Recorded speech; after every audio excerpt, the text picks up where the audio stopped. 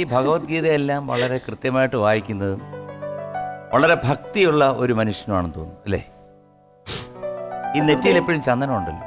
Sir അത് ഭക്തി എന്ന് പറയാൻ പറ്റില്ല, അങ്ങനെയും ഞാൻ പറയുന്നില്ല.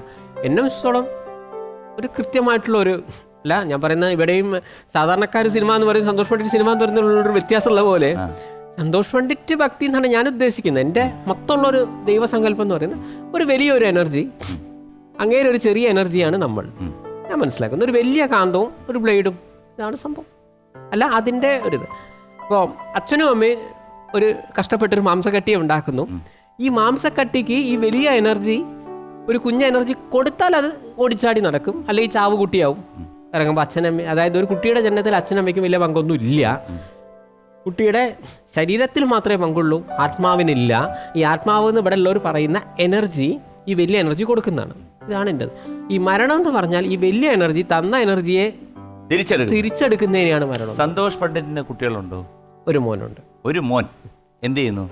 ഇപ്പോൾ 10ാം ക്ലാസ് പഠിക്കും. സന്തോഷ് പ്രേമിച്ചിട്ടുണ്ടോ?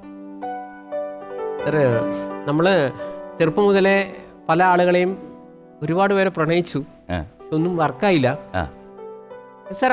ആ ഒരു കാര്യത്തിൽ മാത്രമാണ് എനിക്ക് ഞാൻ ജനനസമയം എൻ്റെ ജാതകം ശരിയാണോ എന്നുള്ളത് ഒരു ചെറിയൊരു സംശയം. നക്ഷത്രം മകീരമാണ്. മകീരം. അപ്പോൾ അച്ഛൻ ശരിക്കും പറഞ്ഞാൽ ലേശം ജോത്സ്യം കൂടെ അറിയുന്നൊരു വ്യക്തി, അച്ഛൻ എഞ്ചിനീയർ ആയിരുന്നു. അപ്പോൾ അച്ഛൻ അന്ന് എന്നോട് പറഞ്ഞിരുന്നു അത്യാവശ്യം $12 രാജയോഗമുണ്ട്, ഫേമസ്, ഈ സന്തോഷ് പണ്ഡിറ്റ് എന്ത് ചെയ്താലും ഹിറ്റാവും എന്നൊക്കെ പറഞ്ഞു. അച്ഛൻ്റെ വാക്കുകളാണ്. അച്ഛൻ പറഞ്ഞു സാധാരണ ആളുകളെ ബ്രഹ്മാവ് എന്താവട്ടെ എന്ന് പറഞ്ഞിട്ടാണ് ചെയ്യുന്നത്. സന്തോഷ് പണ്ഡിറ്റ് കുറച്ച് ടൈം എടുത്തിട്ട്, ഇത് ചെറുപ്പത്തിൽ പറഞ്ഞ ടൈം എടുത്തിട്ടാണ് നിന്നെ ഉണ്ടാക്കിയത്, അതുകൊണ്ട് നിന്നിൽ നിന്ന് ചിലതെല്ലാം നീ ചെയ്തു വരണം എന്ന് പറഞ്ഞിട്ടാണ് ഇങ്ങനെ ചെയ്യുന്നത്. അപ്പോൾ ഞാൻ ചോദിച്ചു ഈ ബ്രഹ്മാവ് ഇങ്ങനെ വെറുതെ ഉണ്ടാക്കിയാൽ എന്താ സംഭവിക്കും? അച്ഛൻ പറഞ്ഞു വെറുതെ ഉണ്ടാക്കിയാൽ അവരുടെ ജീവിതം എന്ന് പറഞ്ഞാൽ ഒരു 70-80 വയസ്സാണെങ്കിലും തിന്നുക, കുടിക്കുക, ഉറങ്ങുക, വിശ്രമിക്കുക, സെക്സ്, ഇതിൻ്റെ അപ്പുറത്തേക്കൊന്നും അവരൊന്നും ചെയ്യാനില്ല. ടൈം എടുത്തവൻ അങ്ങനെയല്ല ചെയ്യുക. ആ വ്യക്തി ചില കാര്യങ്ങൾ ഈ ഭൂമിയിൽ ചെയ്യാനായിട്ടാണ് വരുന്നത് എന്നൊക്കെ പറഞ്ഞ് എന്നെ ഒന്ന് സൂചിപ്പിച്ചു. എന്ന് ഈ ഒരൊറ്റ കാര്യം എൻ്റെ ജീവിതത്തിൽ നടന്നിട്ടില്ല. ആരും വഞ്ചിച്ചിട്ടൊന്നുമില്ലല്ലോ. ഇല്ല, ആരും പ്രണയിച്ചിട്ടില്ല. വഞ്ചിക്കണമെങ്കിൽ ആദ്യം ഒന്ന് പ്രണയിക്കണമല്ലോ. What was the experience? എന്താണ് നമുക്കായിട്ടുള്ള എക്സ്പീരിയൻസ്? നല്ലൊരു എക്സ്പീരിയൻസ് ആയിരുന്നു. പ്രത്യേകിച്ച് ഇപ്പം നമ്മൾ ചെറുപ്പം മുതലേ നമ്മളുടെ അല്ല ഈവൻ സാറിനായാലും ചിത്രേച്ചി അല്ല അതല്ല നമ്മൾ ഇവരെയൊക്കെ ഒന്ന് കാണാൻ പറ്റുമോ? ഈവൻ നമ്മൾ ഈ ചാനലെല്ലാം കാണുമ്പോൾ ഞാൻ പലപ്പോഴും ആലോചിച്ചിട്ടുണ്ട്, മമ്മൂക്കൊക്കെ ഇരുന്ന അല്ലെങ്കിൽ ലാലേട്ടനൊക്കെ ഇരിക്കുന്ന ആ ഒരു ചെയറിലെങ്കിൽ ഇരിക്കാൻ പറ്റുമോ എന്ന് നമ്മൾ പുറമെ നമ്മൾ ഈ കളിയെല്ലാം കളിക്കുന്നതിന് അൾട്ടിമേറ്റ് ആയിട്ടാണ്. അപ്പോൾ അവിടെ നിന്നാണ് നമ്മൾ എന്തായാലും നമ്മുടേതായ ഒരു പ്രയത്നം കൊണ്ട് നമുക്ക് എഴുതുന്നു. അപ്പോൾ ഇവരുടെ ഈ ഒരു മാസ്റ്റർ പീസ് സിനിമയിൽ വിളിക്കുമ്പോൾ ഞാൻ വളരെ എക്സൈറ്റഡ് ആയിരുന്നു. അതിന് ഉദയകൃഷ്ണ സാറിനോടും അതിൻ്റെ സംവിധായകൻ അജയ് വാസുദേവ് സാറിനോടൊക്കെ നന്ദി പറയുന്നു, മമ്മൂക്കേനോട്. അപ്പോൾ ഇതിൽ ഭൂരിഭാഗം ഇതും ഞാനും മമ്മൂക്കയുടെ കോമ്പിനേഷനുണ്ട്. എനിക്ക് കിട്ടുന്നല്ലേ, ചിലപ്പോൾ മമ്മൂക്ക അഭിനയിച്ചു അത് എൻ്റെ കോമ്പിനേഷൻ അല്ലെങ്കിലും ചെറിയൊരു വിഷമം തോന്നും, അങ്ങനെയുണ്ടല്ലോ. അപ്പോൾ പിന്നെ നമ്മൾ അദ്ദേഹം ഭയങ്കര സീരിയസ് ആണെന്നൊക്കെ ഒരു നമ്മൾ മുൻകാല ധാരണ പലരും പറഞ്ഞവരൊന്നും ഇദ്ദേഹത്തെ കണ്ടിട്ടൊന്നുമില്ല. പക്ഷേ എന്നോടൊക്കെ നല്ലൊരു കമ്പനി ഇതൊക്കെ ആയിരുന്നു. ഇതൊരു നല്ല എക്സ്പീരിയൻസ് ആയിരുന്നു. കാരണം വെച്ചാൽ എൻ്റെ സിനിമയിൽ രാവിലെ ഞാൻ ഭക്ഷണ സാധനമായിട്ട് ഞാൻ പറഞ്ഞില്ല, എൻ്റെ ഒരു ഡിഫറെൻ്റാണ്. രാവിലെ സാധനമായിട്ട് വരുന്നു, ഈ ടോട്ടൽ കാര്യങ്ങളും മേക്കപ്പ് ആയാലും ചിലപ്പോൾ ചെയ്യേണ്ടി വരും, ചിലപ്പോൾ ഭക്ഷണം ഉണ്ടാക്കുന്നു. ഇത്രയും കഴിഞ്ഞ് രാത്രി 9 മണിക്ക് അവിടുത്തെ ഒരു വീടാണെങ്കിൽ അവിടുത്തെ വേസ്റ്റിന് ഞാൻ ഇത് വെച്ച് ഒരു കമ്പാരിസൺ ചെയ്യാം.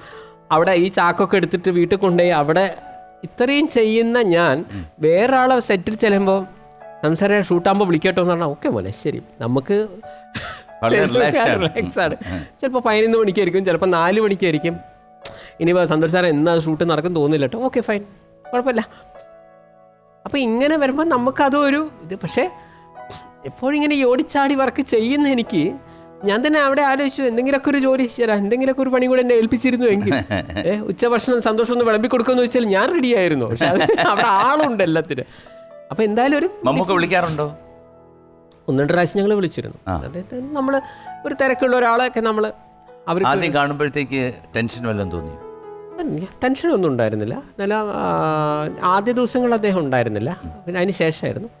അപ്പോൾ ഇന്ന് മമ്മൂക്ക വരുന്നു, ഫസ്റ്റ് സന്തോഷ് പണ്ഡിറ്റ് ആയിട്ടുള്ള കോമ്പിനേഷനാണ്, ഓക്കെ നോക്കാം. അപ്പോൾ അദ്ദേഹം ഒരു സൈഡിലിരിക്കുന്നു, ഞാൻ കാല് തൊട്ട് വന്നിച്ചു, ചേട്ടാ സാർ അനുഗ്രഹിക്കണം, ഓക്കെ ഓൾ ദ ബെസ്റ്റ് പറഞ്ഞു.